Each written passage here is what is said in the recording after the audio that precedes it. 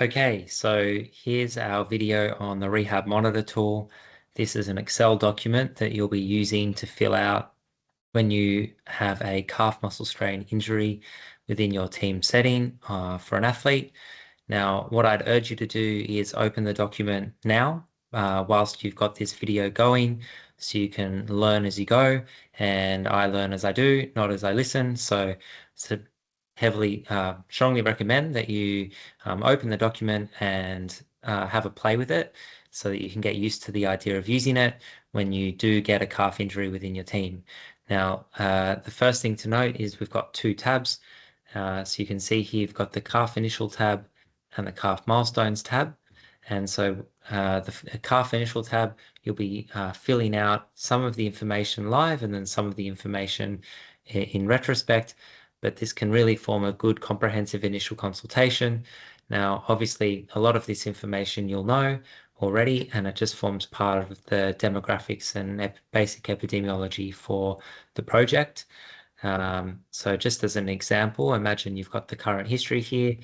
Now, it doesn't take too long to say that it was in competition, that it was the first time they had the injury, and you can say, or ask the athlete, gradual onset.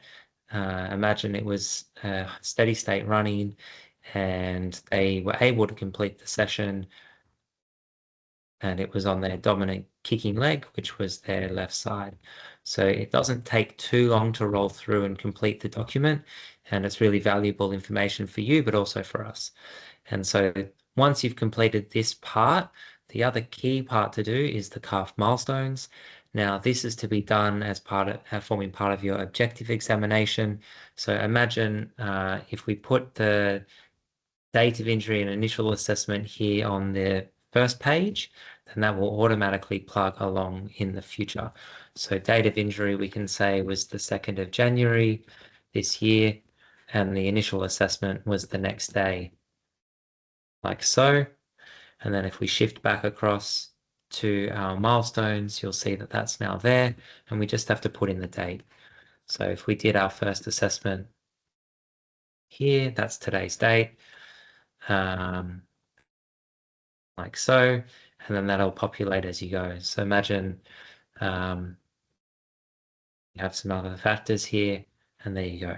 So key things to note, we've got the exacerbation here. So obviously, if this is an index and there's been no exacerbation throughout the rehab, that's a no. And then you can run through and do your clinical exam. So if there's symptoms with, say, walking and need a wall lunge, you can just populate as you like. If you don't do the test, then leave it blank. So imagine on the initial consultation, they're too symptomatic to do a pogo, and just leave it as it is. And that's that. If you get to a point where you're getting no's, so imagine all of these have been no's for, say, 2 sessions, then the idea would be that you don't have to keep filling out no. We can assume from then on that they've passed that category in terms of milestones. If they are to get symptoms again, then maybe that's a reason to flag a yes.